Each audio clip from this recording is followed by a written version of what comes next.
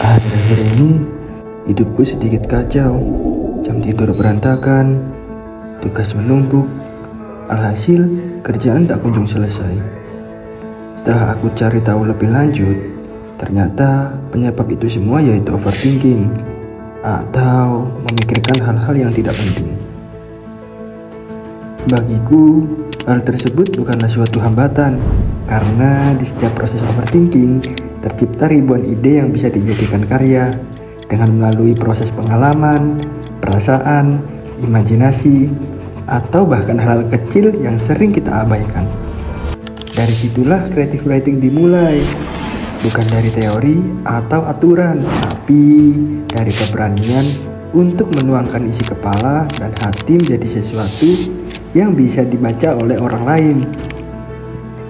Karena menulis kreatif itu bukan soal bakat, tapi soal berlatih melihat dunia dengan cara yang sedikit lebih peka.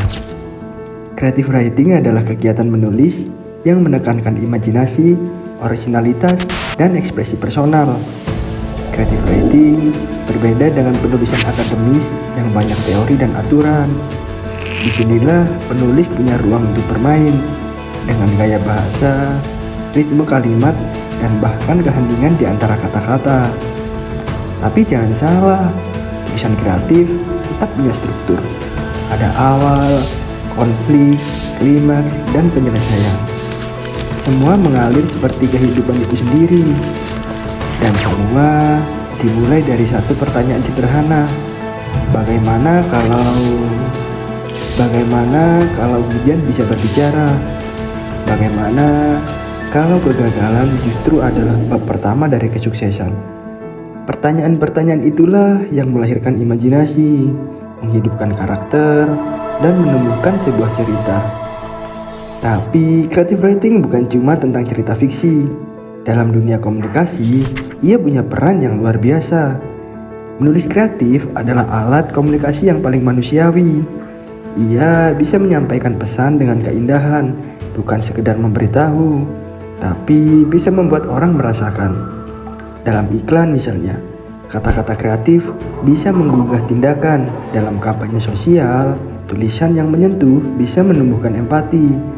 Bahkan dalam riset dan pendidikan, creative writing membantu kita menjelaskan konsep yang rumit dengan cara yang sederhana dan menarik. Jadi, menulis kreatif bukan hanya tentang menghasilkan karya sastra, tapi tentang menciptakan makna, di mana logika, pengalaman, emosi bertemu untuk dijadikan satu, dan kata menjadi jembatan antara pikiran dan perasaan manusia. Karena untuk bisa menulis dengan baik, kita harus mampu merasakan kehidupan, sehingga pesan yang ada bisa tersampaikan kepada sang pembaca. Sekarang, coba pikirkan, apa cerita yang sebenarnya ingin kamu tulis, tapi belum berani untuk memulai?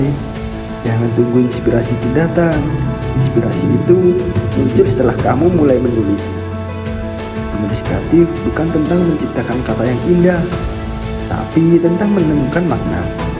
Karena di balik setiap kata yang kamu tulis, ada sedikit bagian dari dirimu yang sedang belajar memahami dunia.